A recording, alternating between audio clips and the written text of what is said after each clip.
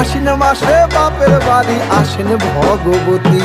আশ্বিন মাসে বাপের বাড়ি আসেন ভগবতী। বলো গৌরী এলো দেখে জালো, গৌরী এলো দেখে জালো, গৌরী এলো দেখে জালো, গৌরী এলো দেখে জালো। ভবের ভবানী আমার ভবন করিল আলো। গৌরী এলো দেখে জালো, গৌরী এলো দেখে জালো।